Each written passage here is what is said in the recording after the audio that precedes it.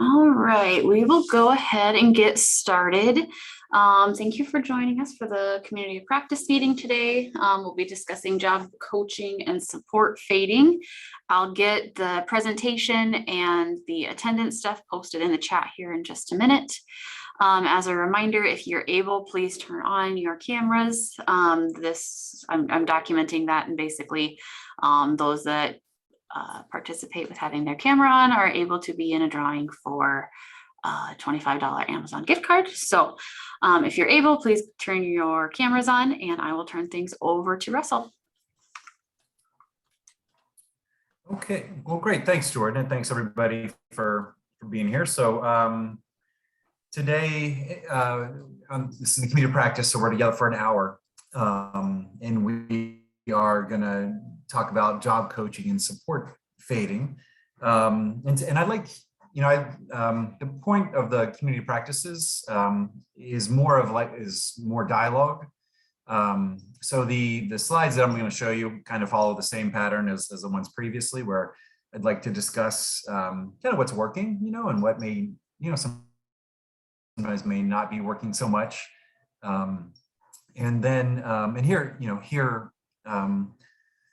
kind of, what your experiences are, and maybe what you'd like to learn. So there's only like 3 or 4 slides in the handout today, and that's because I'd like this to be more participatory. I think the community practice slides are generally much shorter, but we're also gonna, Jordan, have we had the consultative employment training yet in South Dakota? No, we have not. Supports. Okay. So I'm going to show you just some, I guess, some concepts or some ideas. They're not at all actually opposed to, I think, good job coaching. They're built on that. But I think sometimes job coaching has a tendency to do things that we didn't intend, some unintended consequences.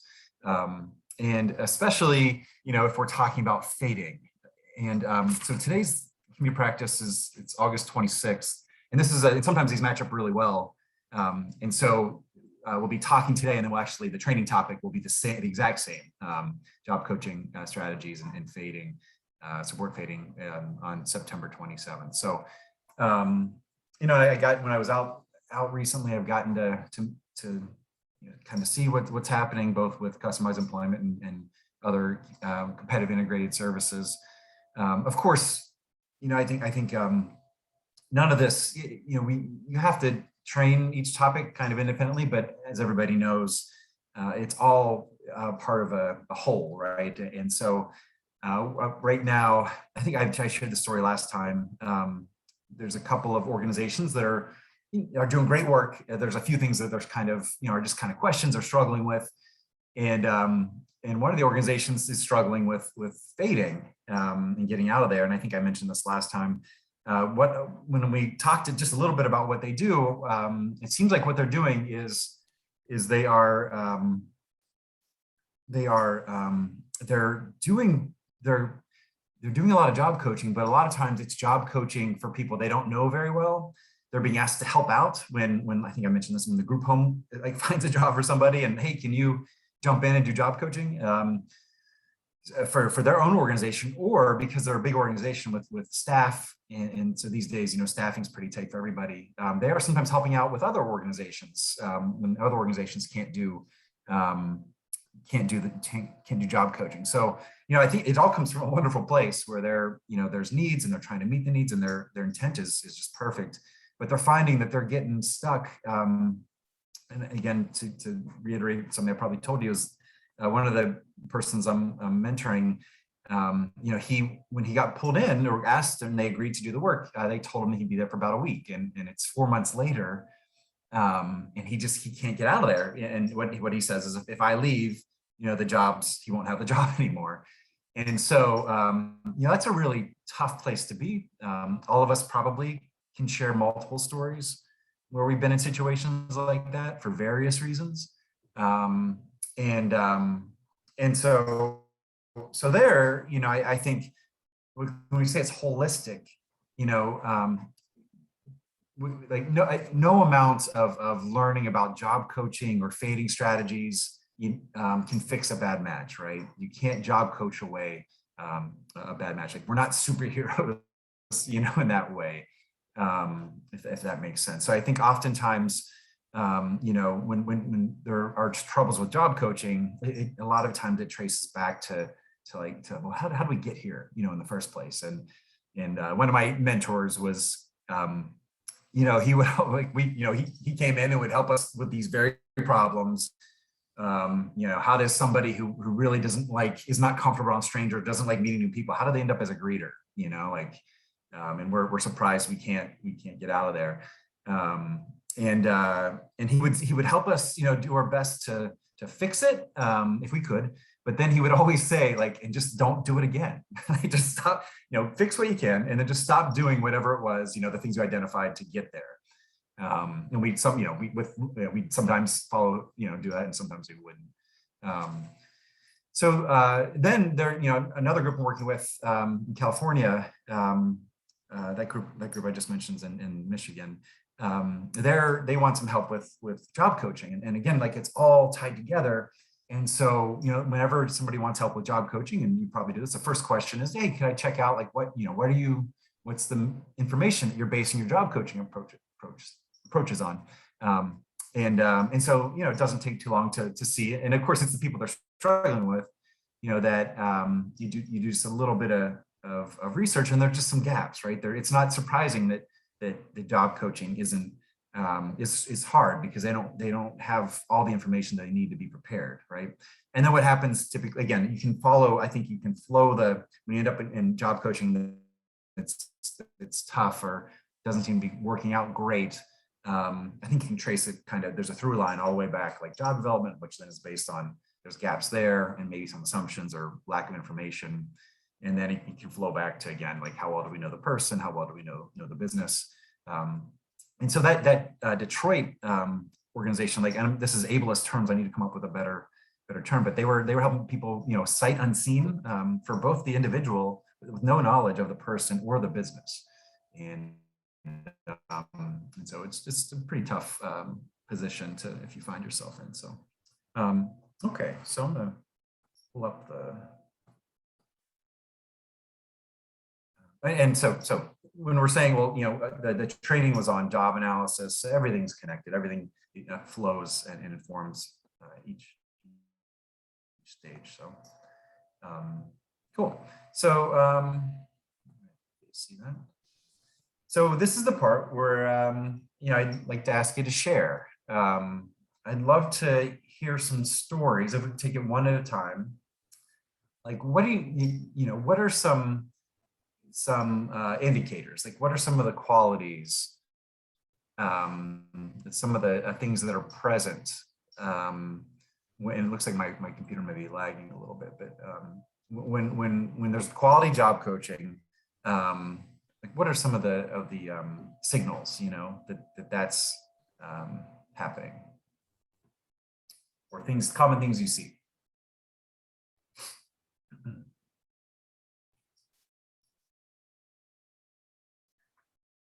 People can just talk. This is a very informal group. Just jump in if you know how. I guess I type, but I would say, oh, sorry, this is Jill at ABS. Hey, to have a good plan in place to fade as quickly as possible. I say is kind of how we measure quality job coaching. And I think what happens when quality job coaching occurs is, when the person is able to do their job on their own as quickly as possible. So usually, on the first day, we're looking at ways that we can create, natural supports, checkoff lists, task indicators, whether it be, needing picture lists, or if they can read, written lists. I guess job coaching that we found doesn't work is when team members, or a lot of time family, have expectations that somebody is going to be there with that person one-on-one, ongoing, for, long periods of time, and they, helping to educate them and have them understand that part of being employed is being able to eventually be able to do that job on your own. And also, team members, or, I don't mean to pick on VR, but sometimes like VR counselors or parents want us to stay on the job site to help, in the event that the person says something inappropriate. If you've got somebody that maybe does or says things that are inappropriate, they want the job coach to stay there on the job site to mediate. And that gets kind of difficult because, even if we're there, there's no way that we can stop a person from something coming out of their mouth that they're going to say whether we're there or not. Yeah. So I guess that's what's been happening or occurring from time to time. And when you say there, are they like, is there a limited time period when people want you to be, like, you kind of had two different scenarios you talked about. One was like the family member which I'd like to talk about. Usually like just providing education and really open communication with family members. They usually fairly quickly understand, why we need to fade and why we have a fading process, and ensuring them that, there is somebody there that they can, that helps them, that mentors them, that, and that we're in constant contact with the employer. We might not be there one-on-one, but we're in contact with the person and the employer. I guess the scenario that, where they're wanting us to be one-on-one with the person is like, they want us to be one-on-one with this person for like 100 hours. And this person knows their job, does it well, is very smart in that area as far as picks up on duties and is able, to do their job. We're just being asked to be there to facilitate in the event that this person says something inappropriate. That's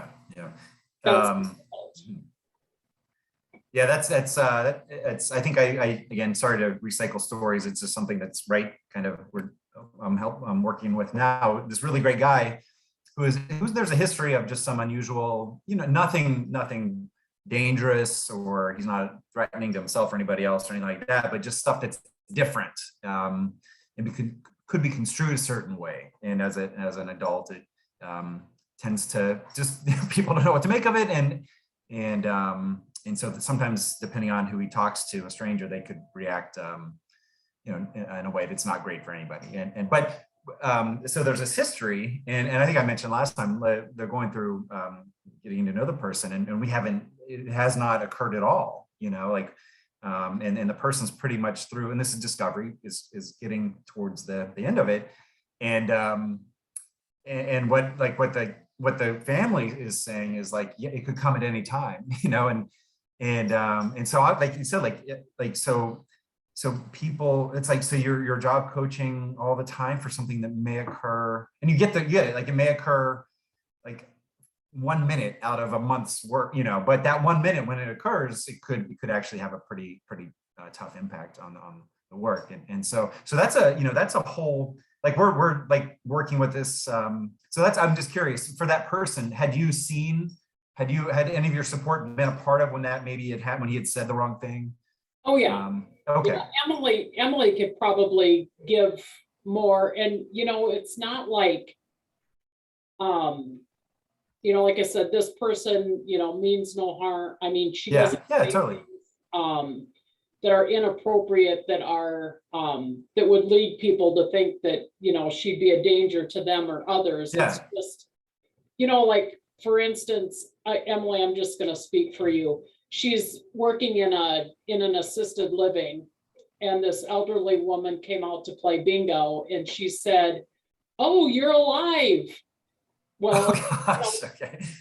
which, yeah. She'd be a good like late night talk show host. That might be funny Yeah. in some places, but this lady, being in a nursing home and being elderly, didn't think it was very funny. Well, you just, things like that are just gonna get blurted out. Yeah.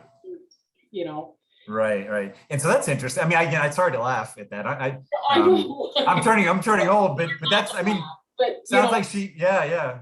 Like she should be a comedy writer or an insult comic or something, Like, yeah. So she, I mean, is it like, and again, we don't want to solve things or try to like say, well, this happens absolutely because XYZ, but it could like, so when that happens, it's like, wow, this person has a pretty interesting sense of humor. Like, or it could be like, like you said, she's not trying to be mean to people, it's just kind of coming from, totally does not comprehend. I mean, she absolutely, doesn't know or understand that this gal has a significant brain injury. So like, she just doesn't, that filter and that ability, those social interactions, she just doesn't know or understand. But I don't think any amount of job coaching is going to change that. Yeah. So then again, like going back to, I think what you wrote and some other people had written would be, those would be like kind of qualities of a workplace, that would need to be present, where that kind of, first of all, where the sensitive issues maybe aren't, I don't know, the work isn't based around, I mean, I'm sure like aging and it's horrible to say, but death is something that, that is present, you know what I mean? Or the knowledge of it. So, that's interesting. So then did you guys figure that out, or? Well, yeah, I think, the employer's been educated, the employer knows, her, and, that she has a brain injury and that these things, could occur. I think the biggest struggle right now is with, the parent is so, I think she's had so many things, opportunities go awry in the past, that the mom is really nervous for ever being left alone. But okay, I think there's things, if they're going to occur, they're going to occur whether or not a job coach is there or not. Yeah. It's interesting. Yeah, I mean, and now there's a bunch of technology stuff. Like, you guys probably know this, but this is my personal life. Like, my daughter, there's a long story about my daughter not making the best decision about a month ago. And so we've all gotten Life 360. Does anybody have that by any chance? You can get an app, and so we made everybody in our family sign up. Again, not so I think I may have showed you this last time, but I could show you the thing, and it tells me where everybody is right now. You could always do that, Find My iPhone. But we always felt kind of weird doing that, because it was, we do it anyway, but we wouldn't tell our kids, But this is like, everybody agrees, and I can see where you go, and it actually notifies me, like my daughter or my wife, and it notifies them, like when somebody starts driving somewhere, like you get immediate text. So I mean, just like you said, like there are that wouldn't that wouldn't stop like, again, my daughter can make an immediate bad decision, toss her phone out the window, and be like, see you later. But so it's not foolproof, of course, but I think with technology these days, there could be stuff that, and so she's been working at that place for some time now? Or did that not work out and she's somewhere else? Been there, I don't know, Emily, like a month and a half. Okay. Yeah, I'm just trying to think when exactly her start date was. I want to say it was in June. Okay, cool. Yeah, the other thing I just think is interesting is, so, and again, with the gentleman I was mentioning, like when we look at, I think oftentimes like questions about, well, how does that being handled typically, like ordinarily, and just in her life, when she lives her life, how's that, what are the strategies that support her with it, right? I mean, she's like you said, she's there's some support needs, and she is who she is, right? And you'll I mean, you can help people on strategies, but it's not like people are gonna learn them overnight, and nobody's perfect anyway. But I think what tends to happen is like and again, the old term is like behavior plan or some kind of intervention. I don't like those words, but just some kind of response or anticipatory, the antecedent, all that kind of stuff. But there doesn't seem to be a lot of that happening anywhere. So like the gentleman I was talking about, there's not like so the first question is, well, what are the strategies that are being utilized to support him to gain skills, and find situations where we can practice those skills, and then help him learn how to respond or how to, like, what do you do, and if he has the urge to say that to, is there a checklist he can go through mentally? Is there a tool? But there isn't anything happening. There's no, essentially what people have done, I think what you're saying, Jill, is they've serviced it.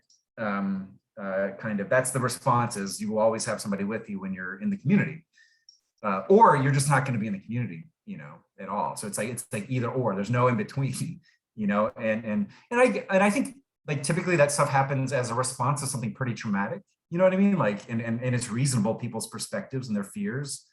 Especially the guy I'm talking about, like law enforcement could get involved, like, just because of a misunderstanding.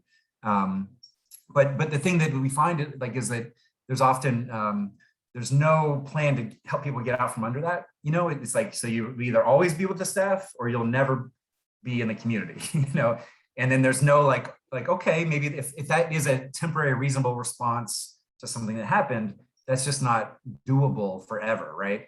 And I think work is right, that puts the lie to, I think, all these because people can figure out maybe how to, the person can maybe figure that out, but when we talk about work, most times that's just not going to be feasible, right? So and then there's another side, somebody we're working with now who, and this is really interesting, this really lovely person who's been really, we talk about the one-to-one, who's been really protected, I think, from love, parents and family and the supports.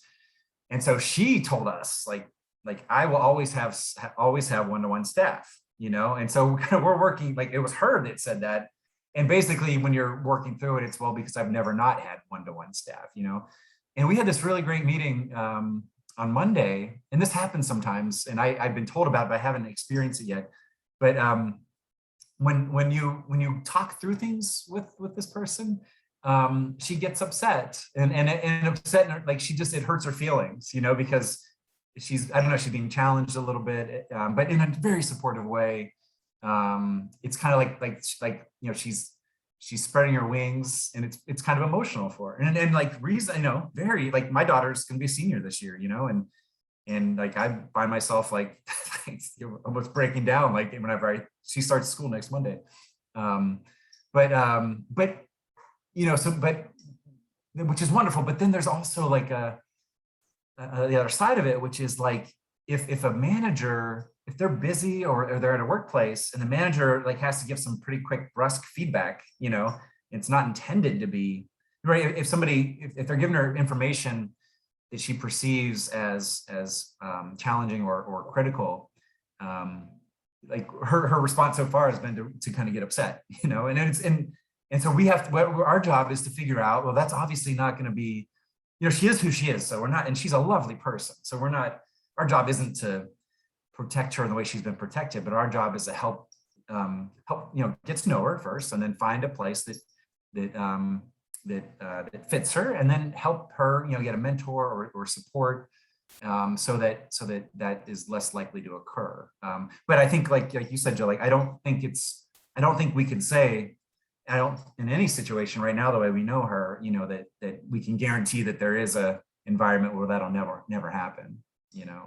It's just, we have to find the environment that fits. I think I told you the story, Jesse. He was somebody too who, and this was in West Virginia. He never made it to job development because he lived kind of in the backwoods, in the holler in West Virginia, in a trailer by himself, didn't have any kind of supports. He had kind of fallen through the cracks. And so the reason he had not made it to job development is because he would just kind of disappear. he would disappear for like 2 weeks at a time. And nobody really knew what was going on. You know, he'd show up and he'd be a bit disheveled. And he wasn't, as far as we know, he wasn't using or anything like that. He just kind of would go in the woods and stay in the woods for a couple weeks. And come back out, and he was just kind of rough, but he wasn't starving or anything like that. He was hydrated, you know, but he wouldn't really tell us. We could kind of get indicators, like we'd feel like, okay, he's getting a little sick of us, you know, and sick of the world or whatever. And then we could tell maybe when it was more likely, but and so that was tough, right? It's like, well, how can you have a job if it's like you're just going to disappear and then not show up and nobody's going to really know about it? And my colleague Brian helped him. He created a business and a wage job where he worked in a laundromat, and he provided some beverage and food services, and also did like a bar, kind of like what Cintas does, where they deliver linens and bar rags and that kind of stuff. And he was paid hourly, and also he'd run the business it was a business within a business. It was out of this laundromat that he partnered with. But the agreement was that, you know, the business knew that this was a possibility, and then was Jesse's first kind of foray, you know, into work. And that was part of the deal, is like, you know, when this happens, somebody else is going to take your shift and they're going to run the business, but you know, and you don't get any, obviously you don't get any of the profits, you know, when that happens. So we had built-in contingency plans, and it wasn't, you know, it wasn't an enjoyable experience when that happened, you know, and people were worried about him and they got to know him. But over time, you know, people get to know each other, and we were able to kind of we still was a bit of a black box what exactly was happening, but I think we got more familiar with the cues, you know, and Jesse got better at kind of sharing a little bit. Okay. Cool. Anybody else want to share? This is Julie from Aberdeen Aspire. Hey. I was just gonna kind of say, I agreed with everything like Jill said, and like everybody in the comments said. And Jill had talked about like sometimes VR thinks, you know, that we should be one-on-one. We actually have some employers that think we should hang out and coach the staff 24/7 while they're working. And, you know, we have one particular gal that works at a fast food restaurant here, and she's been there a year and a half. And well, actually we have a few people that work there, and they will be this restaurant's employees for like years, and she will still call us if there's some sort of issue and expect us to take care of it. And I've explained to her multiple times, you know, they are your employee, and, you know, you need to be the one to step up and talk to them, because at this point, we're no longer involved in the job coaching. Yes, we still do our job checks and whatever, and she just like still does it all the time. Like anytime there's an issue, well, you need to talk to this person or that person. And I'm like, well, did you speak to them? Well, they work in the evening and I don't work in the evening. Yeah. Well, it should be coming from you as their boss, you know, and not just rely on us. And then we have some of the parents too, that are guardians to some people supported that work, that, well, so-and-so needs this day off. Well, did you fill out their request form? Well, no. Well, then you probably should, you know. And it's just so hard to teach independence to the people that are employed when their support system doesn't teach them independence. You know what I mean? I mean, it makes our job that much harder. Yeah. So yeah, that was, but yeah, I do agree with, Anyway. Oh, go ahead. I didn't mean to cut you off. Sorry. I think I had a little bit of a delay. Would anybody else like to share? I'd like to say something about that in a second, but anybody else like to share any similar thoughts or perspective? I know for me, the transition is difficult too, when they were done job coaching with them, and then all of a sudden they're there on their own, and they still want to talk to you. They still want your help and your support, but it's not there. I mean, we're not there. They think of us as their friend. Then you kind of build up that relationship with them, and it's a hard break off. Plus they're not going through the normal channels with HR stuff, like the paperwork at the beginning. And my first person, I didn't show them where the break room was. I didn't know they had a break room. So, just little things like that are hard. That transition period where, I started to say to them, after this month, I probably won't be coming to see you and see how you're doing, but just, go to Whitney or go to Jessica, whoever your coach is, and they'll help you. So it is hard. Yeah. And that's primarily the employment seeker you're talking about? Or also, are you building a relationship with the business that they're sad to see you go to? No, just the job, Okay. the person that's in the Yeah. job. Yeah. Yeah. I guess with that, I just always try and keep the open communication and, this is how things are going to go. I'm going to be fading. Eventually the end goal is for you to be by yourself where you don't need me here with you, and just keep reminding them Yeah. this is the process and this is how it goes. And that Yeah. helps and with we that do. transition. Yeah. Yeah, and we do. And it's just, there's just some of them that will flat out be like, well, I like it when you're here to job coach me. And then trying to explain, but you don't need us here, not needing us here is a good thing because that means you're doing a good job. You're doing the job that you were hired to do. But then they don't understand that, like Brenda had kind of said, they want us to still hang out and be there while trying to explain like, hey, and it's the same with explaining it to employers too, but then they still call us for every tiny little thing 2 years after the person's been on their payroll officially, you know what I mean? And Yeah. Julie said something that triggered a thought too. And does anybody ever have like, if we have more than one person that we support that work in a business and one of them requests time off, then they want us to find their replacement for that day, like ask the other person to support, to work for that person. And, we'll say, well, what do you do when your other employees ask for time off? And they'll say, well, we find somebody else to work for, we schedule somebody else. And they kind of like use us to fill their scheduling needs, so to speak, just because there's a person supported and they have maybe one or two more, like, I don't know. I just want to say like our Pizza Hut, fortunately, we have 3 people that work there. Well, if one of them goes on vacation, then they want the job coach or somebody from Ability Building Services to figure out who's going to work for them while they're gone.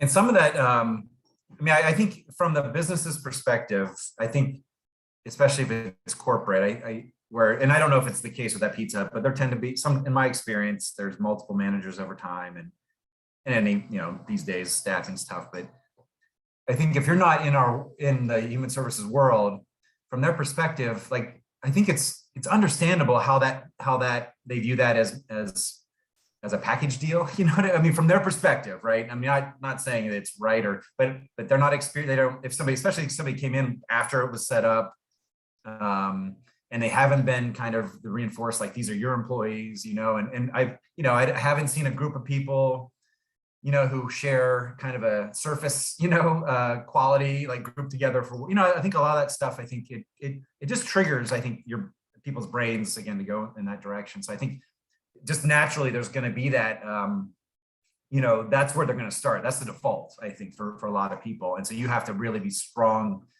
with your pushback in terms of what the system you're setting up and how you making sure everybody's on the same page. I mean, part of that, I know, talking from some of you, is sometimes you are also, you're trying to undo ideas or work expectations that you had no part in setting up, that another organization or somebody else, sent the wrong message. And so I think where you're starting can be tough. I do think that there's a couple things and that's tough, right? Because I think what we would end up doing is just like saying, like, if you want one-to-one support to the person, the family, like, that's not what we do if it's not necessary, right? I mean, then you have, if you say not necessary, then that opens up a whole can of like getting into conversations about that, which can be difficult. I mean, but what we're not saying that, like, if somebody really, if there are need supports and so, you know, we look at it, support at the point of need, if it's definable and you can, you know, it's relevant, right? And it makes sense. And a lot of times it's health and safety or stuff like that, or just, you know, physical support needs, I think sometimes, you still can figure it out. But I think if, you know, I mean, there are circumstances where somebody will have staff with them, and those people typically have budgets that attach to it, and the rest of their life kind of, you know, makes sense if you look at how that may work. But then there's a lot of others, like you're saying, like where it's like, you know, as a job coach, like just what you said was right on, Jill. Like you, like day one, you got to fade. Like that fading plan, I'm going to show you in a second, has got to be in place, I think, before you start. And again, it's kind of it's a moving target, but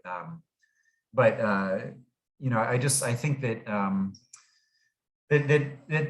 you know, I mean, you've all been probably told stuff like, well, they have a disability, so they need somebody with them, or they're not responsible, or again, just could be fears, and again, they're justifiable. But I think that's the person I said earlier, like you just can't do it again, you know. And then the thing with businesses too is, and it's sometimes hard to figure out what their expectation is, especially if management comes and goes. But just to not, you know, somehow not, you know, make sure that you're not doing that, or at least you don't set the table at that. I want to show we'll talk about consultative supports here in a second. That's why I think that, and again, if you're, I think the corporate environments can be tough because you're maybe not dealing with, again, if there's a lot of churn or a lot of, but I do think that it's worthwhile. Like if the person you're hiring is not doing the processes like everyone else, I think that's like you've started, again, not blaming anybody, but that can be problematic, right? Is that if you've set up like you're hiring them just like any other employee, but then right away they're tracked, you know, where maybe we're helping them with stuff that really we don't need to be helping them with, or we're responsible for the training, you know, like you were saying, like, and I've been a part of a lot of those situations where the supervisor will call you. I think I told you the story where like I was like an hour away and the supervisor would call me, and it was a Burger King. You know, she's not listening to me. Well, have you talked to her? You know, oh no, you know, it's like, well, you know, we could if you try that first, and then we'll, you know, we can figure things out. It's just something about the, you know, the service sometimes that it triggers that. Also, that person was working a small shift. It wasn't like a typical shift. She had duties that were, you know, again, that's where the carving I think I worry about. Like it looked separate. Her job did look separate from the other people's job. It looked really different. And she's somebody with a visible disability, right? And so in people's brains, it's just something that isn't typical, and therefore it's this service thing. So I think that's part of it. If we can, you know, that's this old systematic instruction about you want to defer to the features of naturalness of the whatever is valued. The analog to that is however it's typically done. That's how we're going to do it. That's expectation to start. And it's tough to have these like some businesses may not be up for it, right? And again, like you have to decide, do you want to pursue that? Like eventually they do get, it may take years. I think that can work. I just worry once sometimes it's baked in, and it can be really hard to undo that. And maybe find, you know, I think finding an employer where it works from the outset and they can be used as an example would be cool. But anyway, so I think there could be that. So when we're looking at consultative supports, is again, it's job coaching, but just some different emphasis. There is an idea that there's space between the agreement to hire and day one. That if you can negotiate a little bit of time, you can maybe set the stage where you can set the expectations and follow through with those expectations and be pretty firm about it. I think that's part of maybe why, you know, I think you start the job and then things are moving fast, and then we're just catching up, and we're kind of automatically just filling the gaps. Like, oh, you need you know, you need your the driver's license, Social Security. I'll take care of that. I'll do that. Or so-and-so can't train today, or we're worried about this. I'll jump in, you know. and some of the stuff's going to happen anyway, but you know, where we have to figure things out on the fly. But I think if you could take a little bit of space in between, you know, after the agreement to hire, but before day one, and just do some, again, it's like the detective work where you're looking at the training and analysis and maybe identifying a mentor. You know, I just think that's part of what we'll talk about. Is like, if you can, like you already talked about natural sports, if you can find somebody that the person may be able to connect with, and you can somehow get them invested, you know, that's a really important piece. That who's going to train, and what are they going to do, and how can we figure out tasks that may need a little more. I've been a part where like something doesn't go right from the beginning, and then it's like, we'll handle it, you know, and we handle everything. But then the fading plan, I think that's the bullet I wanted to show. One of the bullets is that just so from right at the beginning, like you were, I mean, you know, you're not handing people a plan, but they know before the job starts, like, here's how we typically do it, you know, you know, who's going to do the training, you know, I'm here to supplement, to consult, you know, kind of brainstorm, facilitate, that kind of stuff. But really, we want to emphasize that the person, you know, is going through the typical processes just like anybody else. So that may be something. It's hard to do with groups. I just think there's just something naturally. It's like that service force field, or the, you know, just the. I mean, it's not inherently stigmatizing, but I think there's just something that's like, what is that? You know, that I think that sometimes people have a hard time making sense of, and seeing the individual, you know, as their employee. Any thoughts about that? Like, is that possible? Do you think, like in between, like, oh, you know, there's an opportunity here, there's actually an offer to hire where you maybe could spend just a little bit of time? And you could be with the person. Just depends where you're maybe identifying like a natural support mentor, and reinforcing, like, you know, that the processes will go as typical as possible. Does anybody have questions about that, or does that make sense?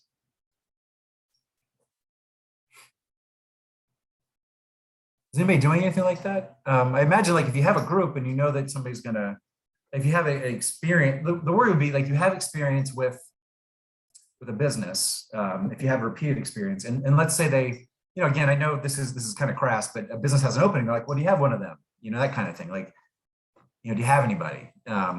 And I just think, like, there is a way, I think, to change that to, like, to somehow, like, be involved in that process and still, like, have a relationship with businesses where I think that you maybe can, you know, focus on the individual, you know, and then ask the business to take more responsibility. It can be tough if they've already been doing it a certain way for a while. We have a local coffee shop that did really well with taking in somebody. We did very limited job coaching because they just took him under their wing, and he's just part of the staff, and they all, if he has any issues, they all kind of step up and help him out and get through it together. And how did you, I mean, a lot of times it's like, well, those people are just awesome, you know, and Yeah. it's hard to, there's some magic there, but how do you, like, did you see things that you think you can replicate other places, or like suggest or learn from? You know, we built a relationship prior to having people employed there, and just going there and frequenting the business, and then just building that relationship. And then we just slowly started having people go there, and it's worked out wonderfully for us. Yeah, cool. Awesome. Yeah, I mean, I think it does come down to, I mean, do people trust you? You know, do they trust that you're gonna, because that's, I think, part of it with fading is, like, I think businesses are worried that you're gonna disappear, you know, and they're not gonna, and, you know, if anything comes up, and businesses will tell you, I'm sure you know about stories where businesses were like, yeah, they disappeared, you know, and we just weren't sure what to do. And then also the other thing about, like, if you are honestly, like, sometimes, you know, if you're assisting the person to represent themselves, like, are the representations authentic, you know, and truthful? We're always best foot forward, you know, everybody has things they're great at and things they're not good at, but is the information you presented authentic? Does it, do they believe you, and that kind of stuff? Yeah, I think I remember like sometimes we've in smaller settings, we've had businesses say, look, you're in the way to job coaches. Like, and you're kind of like, we don't really need you here. And sometimes too, with job coaches, we will send just any job coach for coverage. And we had a couple of businesses say, we don't know who these people are. Like, why, why are you, and then I've had like, when you're really doing nothing, like I'll try, like I've had sometimes like pissed off, and sometimes you're like, how do you get it? Like other staff are like, you're not doing anything, like they get mad at you for like, that's a nice job. I wish I could have that, that kind of, stuff where, and I'm like, yeah, like, it shouldn't be here. Like, and so, again, you don't want that to, I just found that's like, he's awesome or she's awesome. I really don't need to be here. It's just a dumb systems requirement. Or like, I've never done it, but I've thought like, if you could intentionally like break stuff on accident, like be really clumsy, maybe after the person's solid, maybe they would ask you to leave. Or I'm sure that may not be good for the person. But yeah, I think I think that coffee, is it like a Starbucks or is it like a locally owned coffee shop, or did you already say that? It's just a small locally owned. Yeah, so access to decision makers and really firm control over the space, and processes. So cool. Okay. I was going to say, the other thing I want to mention, and somebody mentioned it when we were talking about, like social soft skills at one point, interview skills.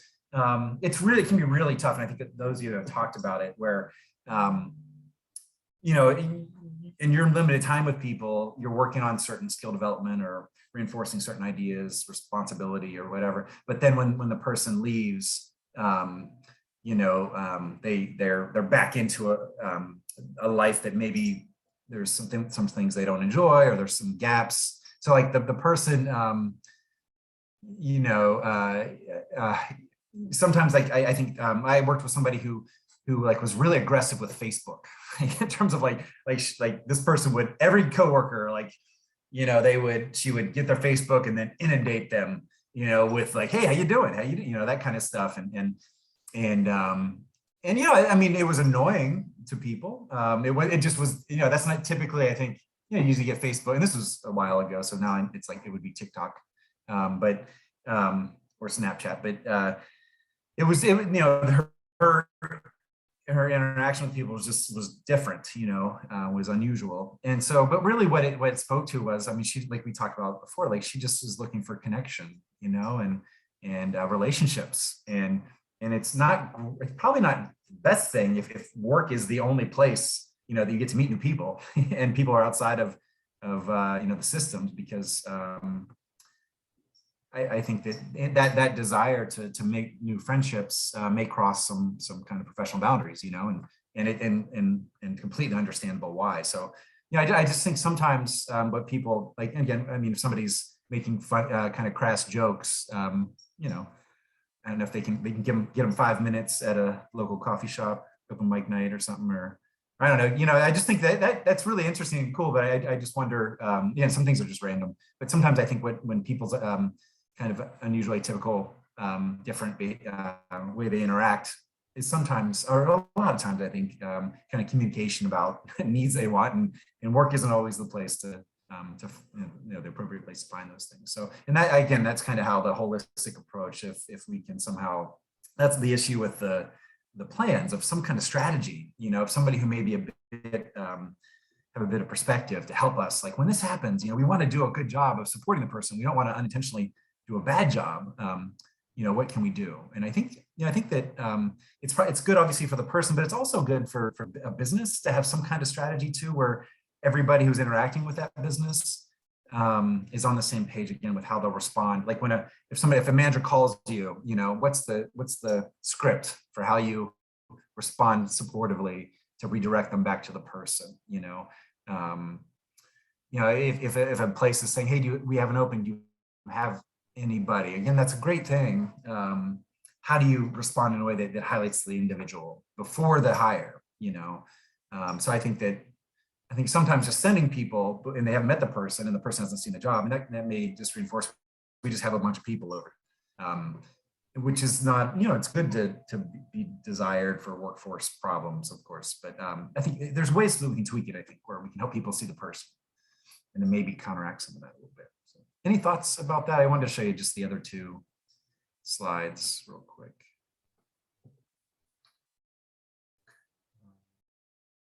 Yeah, again, feel free to jump in if you want to say, okay, so.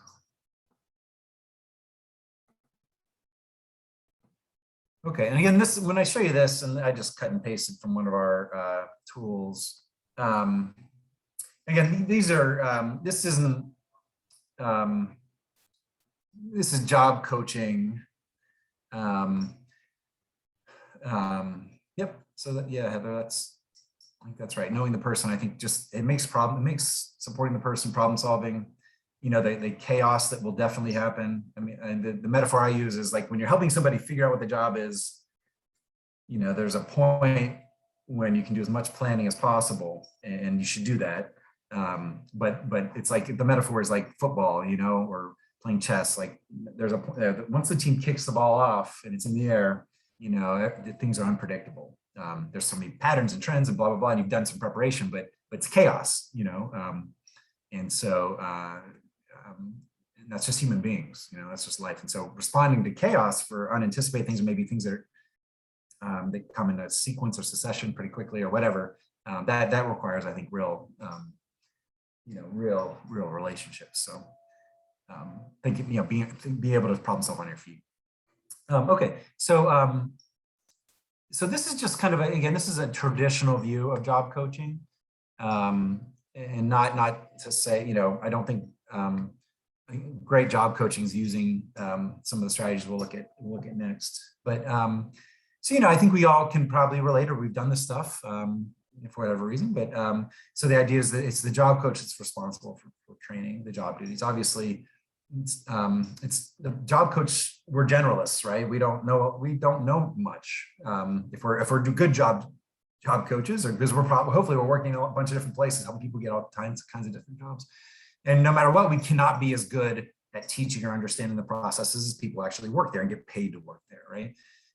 So again, our role is like we'll talk about with consultative. We have a role in supporting training and job duties, brainstorming, looking at unmet needs. But the traditional approach is that it's the job coach is responsible. And then there's the other, again, and this is, we're talking about, like Heather was talking about knowing the person. We talked about this before with customized employment.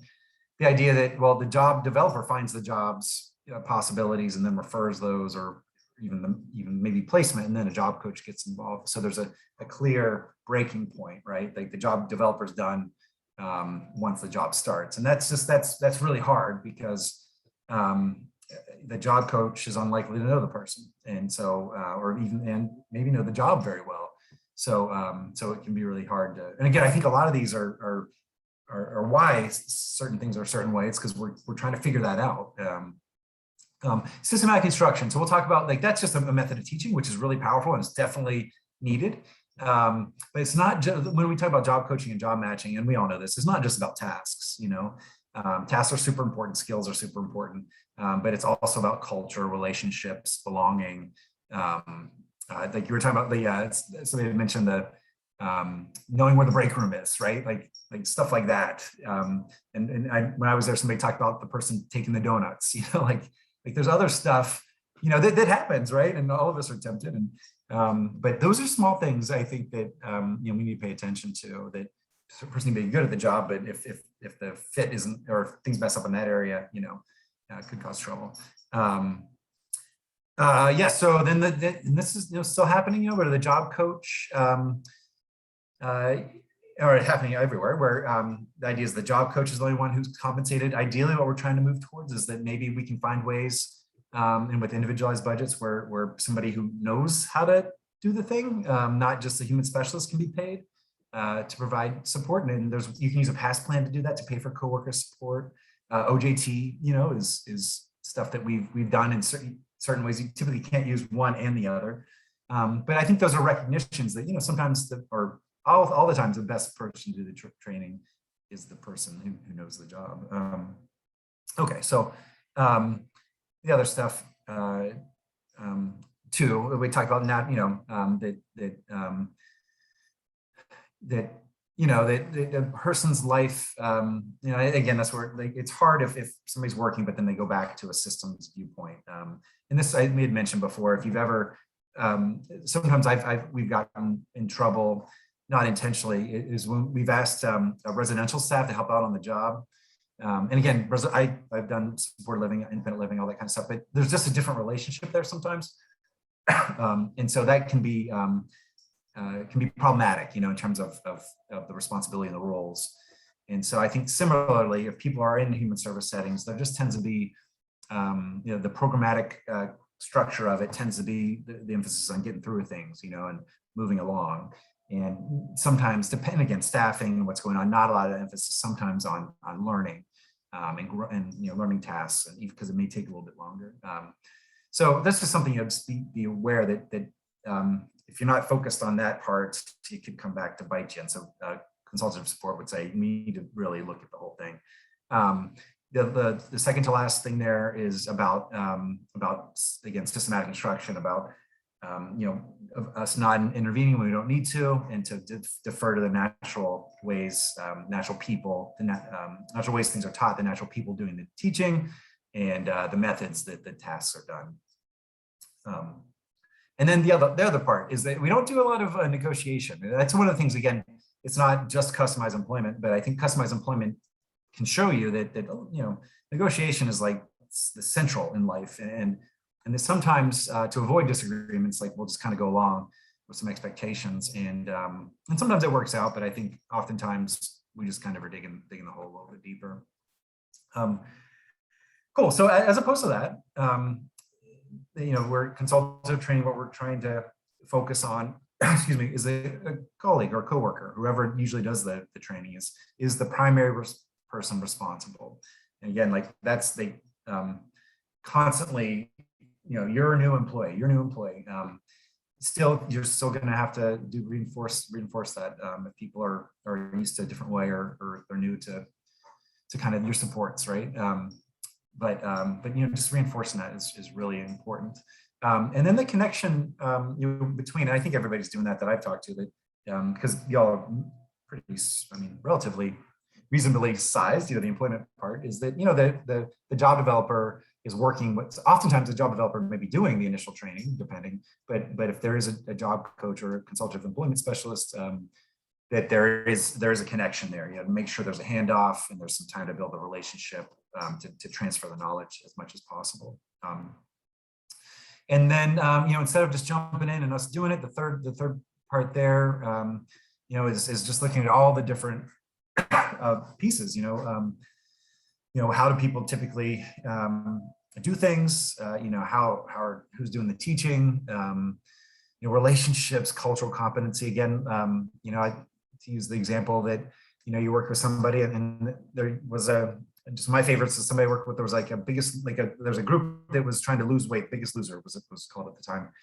And so you notice that, and it was Christian's goal to also lose weight. So I made sure, hey, and people would put in $1 or $2 and whoever lost the most weight would get the money. So you want to, that is a goal. That's an important part of job coaching. It's not necessarily tied to a task, but it's an important part that you make sure that the person you're supporting can start to get involved in stuff like that.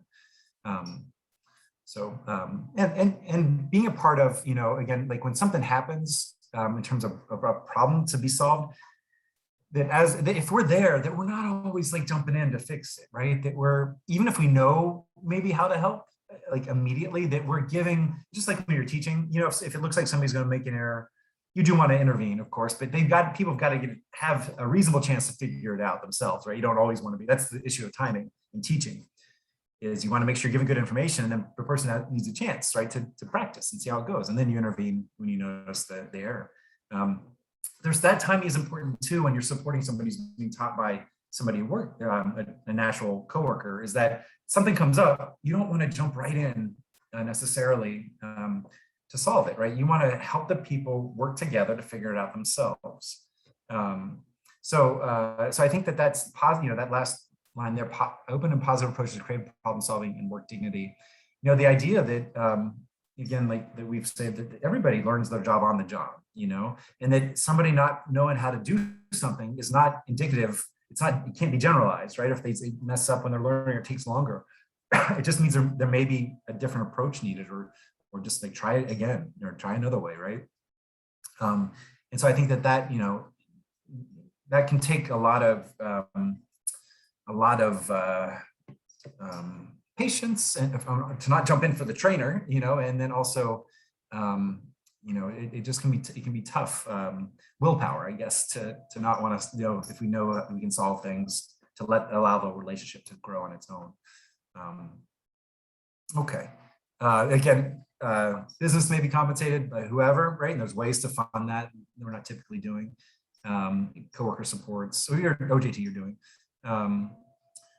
And then again, consultative training recognizes that, and again, it's not necessarily our primary responsibility, or we don't have control, right? We just can do the things we can control. But that the recognition that if a person's life is lacking outside of work, that it's going to show up at work somehow.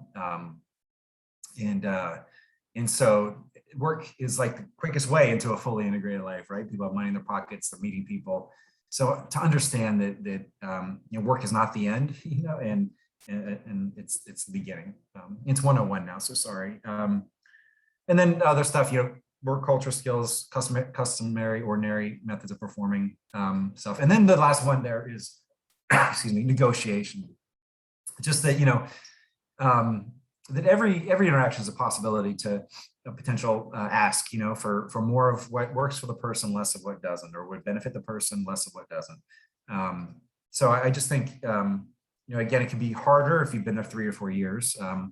But I think the idea is always, we are always looking like what's happening now and how can we help make it better for the person. Like if we can take their interests as our own, like if we can put ourselves there, when you've got to know the person, so you know what they want, like how can we know what's working, what's not, a bit. And so how would you help the person get more of what works for them? So when these problems come up, or these interactions, that we take the initiative to say, hey, this isn't, maybe work for in the short-term problem solving, but long-term, it's not the most effective way to go. So, okay. So sorry, it's past 1 now. Any questions or thoughts or anything? So the next training will be on this, on coaching strategies fading. So we'll get more in depth. Just for recording purposes, I wanted to get spoken the code word. The code word for the attendance sheet this week is beach. Cool. All right. Well, thanks everybody. And thanks everybody for participating who did, and see you all soon.